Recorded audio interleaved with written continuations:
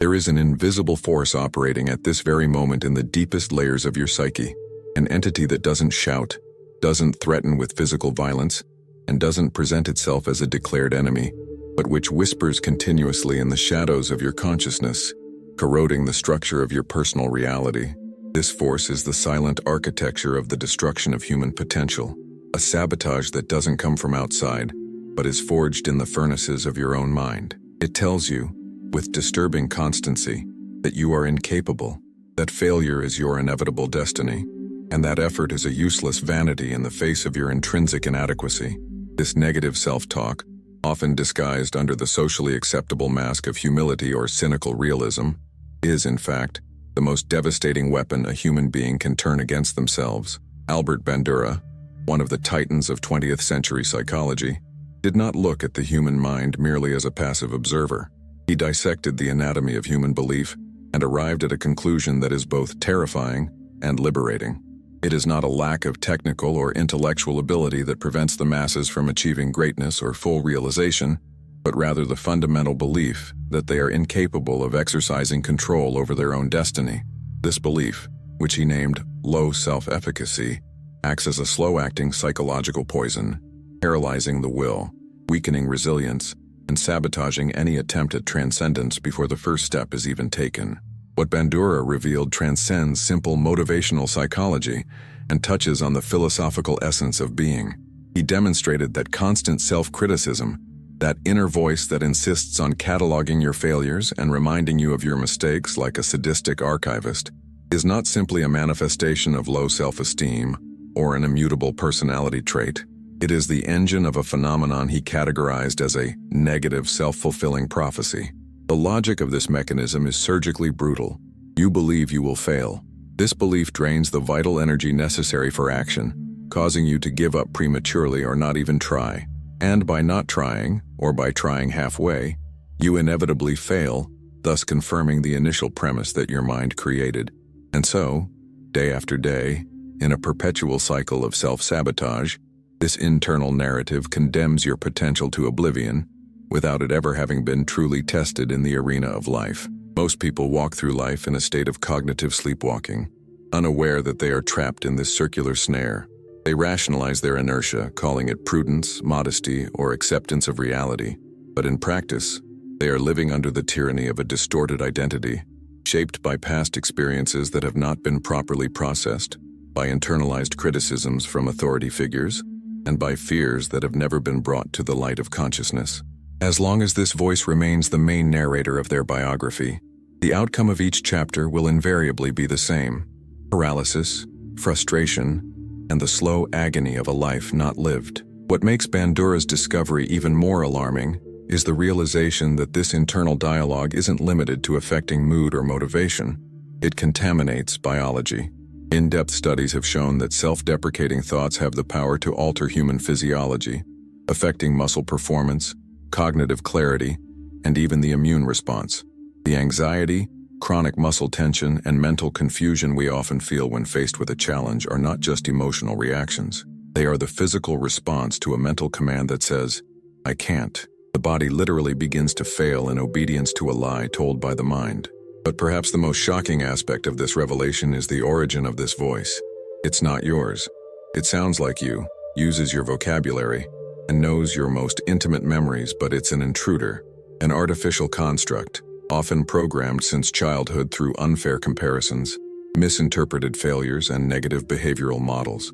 And what Bandura's work offers us is not just a grim diagnosis, but an escape map. He has shown us that it is possible to rewrite this programming, that it is possible to regain sovereignty over one's own mind, restore self-efficacy, and unleash the potential that has been buried for decades by a cruel and deceptive narrative. If you have ever felt trapped, small, or incapable without fully understanding why, know that what is killing your future is not the outside world, nor economic or social circumstances, but a story you have learned to tell yourself, a story that, from now on, we will deconstruct so that a new truth can emerge. For decades, Albert Bandura dedicated his intellectual life to deciphering the code that differentiates those who achieve great things from those who live in the shadow of their own abilities. His conclusion broke with a deeply ingrained belief in traditional psychology and common sense, that human performance is essentially determined by innate talent or technical skill. For Bandura, skill is merely an inert tool without the hand that guides it. Belief in one's own ability is the hand that wields the tool. This belief, self-efficacy, should not be confused with naive optimism or empty self-esteem based on superficial praise. Self-efficacy is the unwavering conviction that you possess the ability to organize and execute the actions necessary to produce a given achievement. It is an internal perception that acts as the primary engine of human action. When an individual believes they are capable, they persevere in the face of adversity. They find paths where others see walls, and they draw resources from within themselves that they didn't even know they possessed. On the other hand, when doubt about one's own ability takes hold, it acts as a filter that distorts reality, transforming surmountable challenges into insurmountable threats. Imagine two individuals with identical technical skills facing the same complex obstacle. The one with low self-efficacy will see the problem as proof of their personal incompetence. Stress will increase, their vision will narrow, and their reasoning will become fragmented. They will fail, not for lack of knowledge, but because their mind collapsed before the battle even began. The individual with high self-efficacy, however, will see the same obstacle as a challenge to be mastered, an opportunity for improvement. Stress will transform into focus, and the difficulty will be merely a signal to redouble their efforts. What differentiates them is not talent, but their self-interpretation in the face of chaos. Bandura discovered that low self-efficacy not only limits behavior, it programs failure at a subconscious level. Individuals with negative beliefs about themselves tend to avoid challenges because they anticipate the pain of defeat. When they try, they give up at the first sign of resistance, interpreting the difficulty as confirmation of their inadequacy. And, on the rare occasions when they achieve success, they quickly attribute the feat to luck, chance, or the ease of the task, never to their own merit. On the other hand, failure is always internalized, absorbed as irrefutable evidence of their own incapacity. This psychological mechanism creates a toxic mental environment where the individual's true potential is never explored, because the mind has already decided, a priori, that it's not worth trying, that the outcome is already sealed. And tragically, it is sealed, not by the objective reality of the facts, but by the subjective perception of inadequacy. The prophecy is fulfilled not because fate willed it so, but because the psyche ensured that the result would be exactly as expected: defeat. Self-efficacy is a self-reinforcing process. The more you believe you can, the more you act. The more you act, the more successful experiences you accumulate. And the more success you experience, the more robust your belief in your capabilities becomes. The reverse is equally true and devastating. Inaction fuels doubt, which fuels inertia, which validates the feeling of powerlessness. It's a cycle that can lead to human flourishing or perpetual stagnation, all depending on the type of narrative you allow to dominate the theater of your mind. This is why Bandura's discovery was revolutionary. He shifted the focus from what you have to what you believe about what you have. Failure ceased to be explained solely by external factors or lack of resources, and began to be understood as a direct consequence of the internal architecture of personal beliefs. But Bandura didn't stop at theory. He delved into investigating the physiological effects of this dynamic. What he discovered is even more disturbing and reveals how the mind exerts a tyrannical power over biological matter. One of the most unsettling aspects of Bandura's work was mapping how negative self-talk transforms into a perfectly structured system of self-sabotage. He identified 4 central patterns that emerge from this defeatist mindset, and all of them function as automatic mechanisms of existential failure. The first is the avoidance of challenges. When someone believes they won't be able to handle a situation, the instinctive response is to run away. This may seem like a preservation strategy, but it's at this point that potential begins to die. The fear of failure prevents the person from putting themselves in positions where they could grow, develop new skills, or gain recognition. They hide, withdraw, and convince themselves that they are just being cautious. The second pattern is premature giving up. Even if the person tries, the slightest resistance is enough to confirm their belief in their incompetence. A mistake, a criticism, or an unexpected obstacle becomes absolute proof that they shouldn't have tried in the first place. Instead of interpreting the mistake as a natural part of learning, they see it as a divine sign of incapacity and abandon the journey before any real progress can happen. The third behavior is the external attribution of success and the internal attribution of failure, creating an unbalanced perception where the person never feels ownership of their victories, but always feels guilty for their setbacks. The fourth and most insidious pattern is the obsessive focus on one's own shortcomings. Instead of recognizing their strengths or areas for improvement, the individual fixes their attention on everything they believe is wrong with themselves.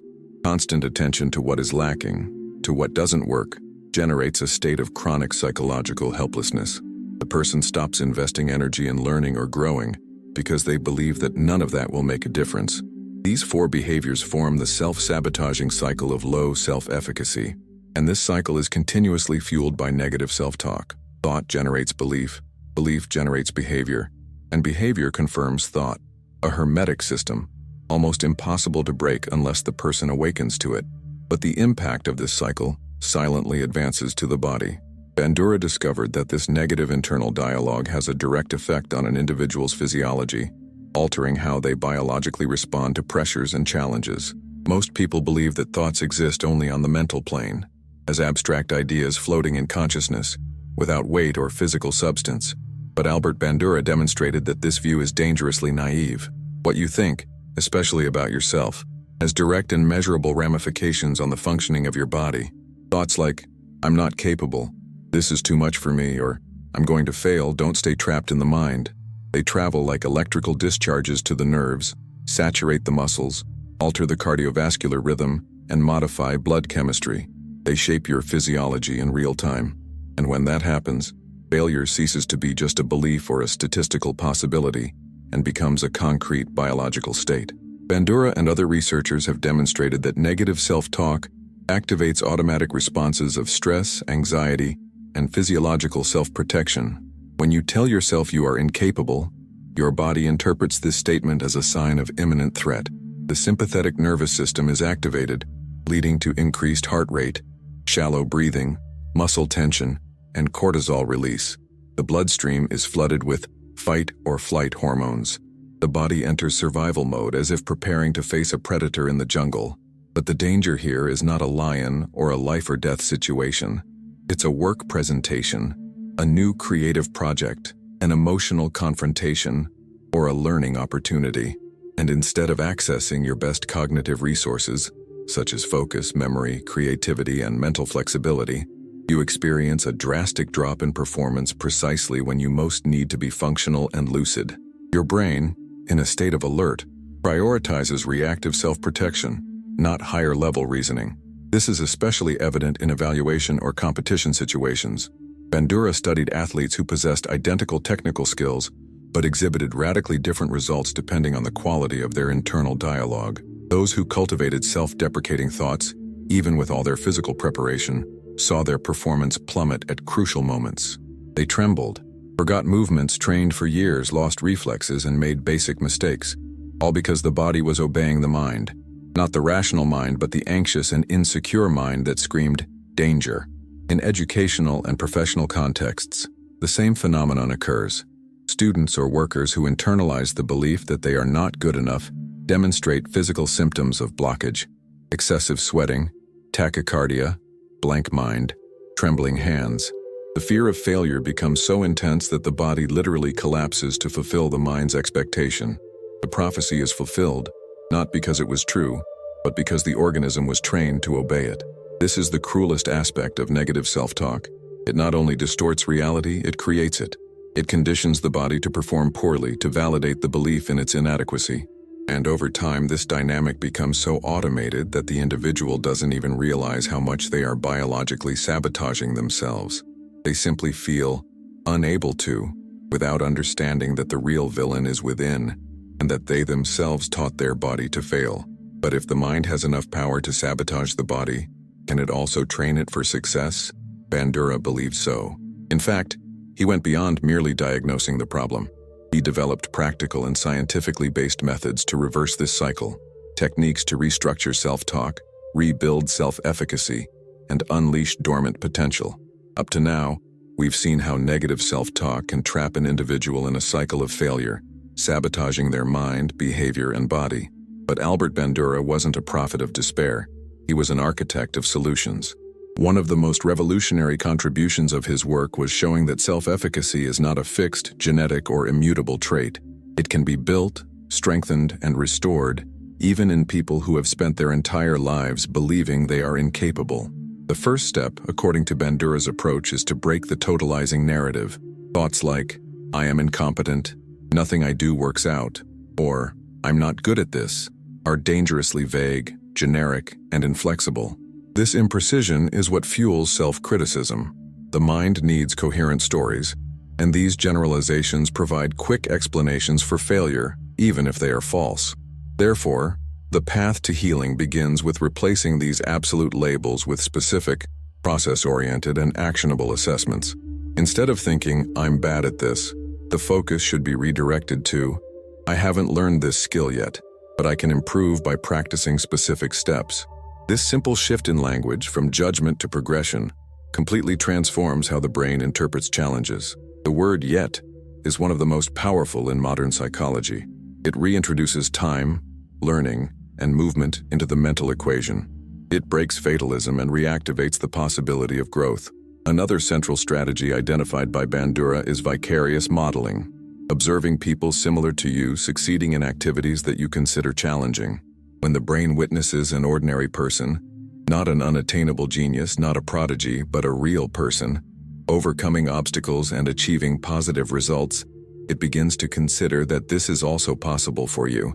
This reduces the perceived distance between your current position and your goal.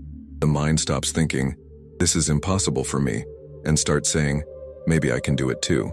Bandura also emphasized the vital importance of recognizing and celebrating small victories. The brain is driven by feedback. When a person only acknowledges failures and ignores progress, they continually reinforce the narrative of inadequacy. Every small achievement, a completed task, a difficult conversation faced, a fear overcome, should be consciously validated as evidence of growth. These small accomplishments are like bricks in rebuilding self-efficacy. Ignoring them is like destroying the bridge before crossing it. Another crucial point is emotional reinterpretation. Bandura showed that many of the physiological signals we interpret as failure, such as butterflies in the stomach, sweaty palms, or a racing heart, are actually activation signals. The body isn't saying, "You're going to fail," it's preparing for action. What differentiates a high-performing individual from someone who freezes is the interpretation of this activation. The first says, "This is excitement, I'm ready." The second says, "This is panic, I'm going to fail." Changing the emotional reading of the body is about re-educating the mind to respond with power and not with retreat. Finally, one of the most effective practices for strengthening self-efficacy is the conscious restructuring of internal dialogue. Replacing phrases like "I'm not good at this" with "I'm in the process of learning" may seem simplistic, but it is profoundly transformative. The brain operates through repetition, and the more it hears an empowering narrative, the more it becomes the new pattern. The inner critic isn't eliminated. It's confronted, trained, and over time, transformed into a guiding voice instead of a punishing one. These strategies aren't magic. They require intention, repetition, and patience. But Bandura has shown, with robust empirical evidence, that the mind is reprogrammable. And when self-efficacy begins to be restored, behavior changes. The body responds better, and potential begins to emerge from the ashes of doubt. There is a type of silent pain that few people can identify, but which is present in almost all unfulfilled lives. The grief for a potential that was never explored. It is not grief for the loss of something one had, but for the loss of something that could have been, a version of oneself that was silenced before it even had the chance to be born. And what Bandura revealed in his research is that this silencing does not happen due to a lack of talent or absence of opportunity. It happens because of a deeply ingrained idea. It's not worth trying, because I'll fail. This belief is not only limiting, it is paralyzing. It creates an invisible detour in a person's destiny. Every choice made based on doubt is a fork in the road that takes the individual away from their original path. The college degree not attended, the career abandoned, the relationship never started, the trip canceled, the book never written, the idea shelved. Thousands of possibilities aborted by a single voice saying, "This is not for you." Bandura argued that self-efficacy determines not only what you do, but what you don't even consider doing. It operates before the decision, in the realm of imagination. If you can't see yourself doing something, you won't even try. And that's how dreams die without a fight, not because they were crushed by the world, but because they were rejected by the mind itself. The cruelest part is that this potential, despite being ignored, doesn't disappear. It remains there, latent, demanding attention in the form of chronic frustration, nameless anguish, and a constant feeling of living a half-life. These are people who, even with functional lives, carry the feeling that something essential is missing, not on the outside but on the inside. The truth, as Bandura proved, is that human potential is vast, adaptable, and expandable, but it needs internal permission to emerge. It needs psychological space, and as long as the mind is too occupied with narratives of failure, judgment, and fear, there will be no space for true capacity to manifest. Perhaps you've never discovered what you're truly capable of because you've learned to doubt yourself before even testing yourself. Perhaps you've been conditioned to accept little, to think small, to seek security instead of growth. Perhaps you've confused conformity with maturity and complacency with wisdom. But what if all of this was just a reflection of flawed mental programming? What if your true greatness was simply silenced, waiting for a new narrative to break free?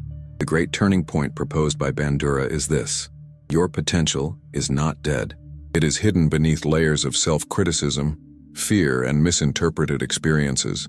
And the key to accessing it is not in the external world, but in how you choose to see yourself from now on.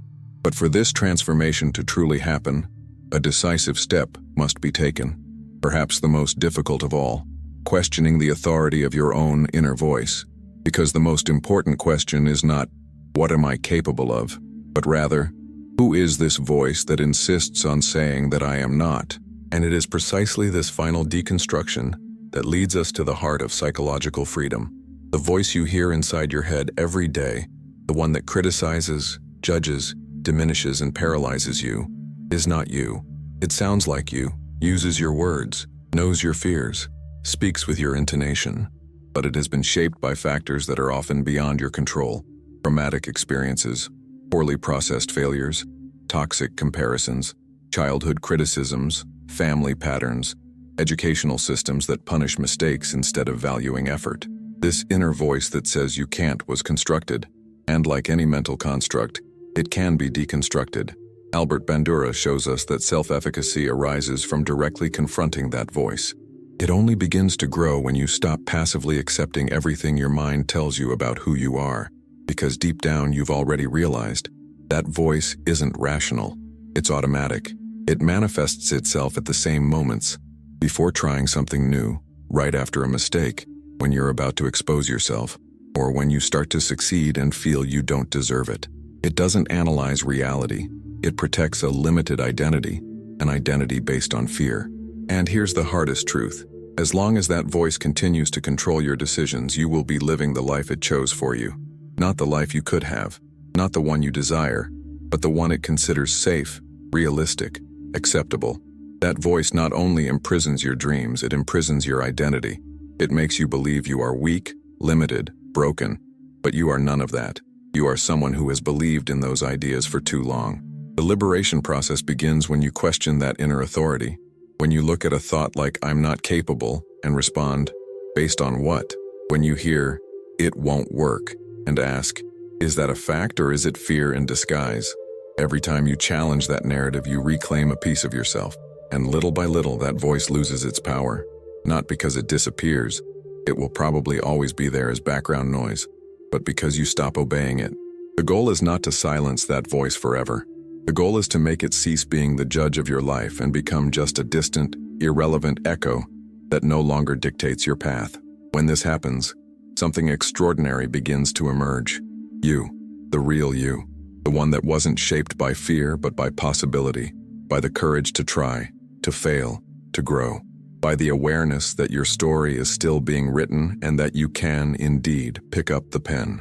The only thing that separates who you are today from who you can become is the story you accept as truth about yourself. And if that story has been small, limited, and suffocating, perhaps it's time to write a new one where your self-efficacy is not a reflection of the past, but the tool with which you build the future. If this content resonated with you, leave a like, comment, and subscribe to the channel for more revelations.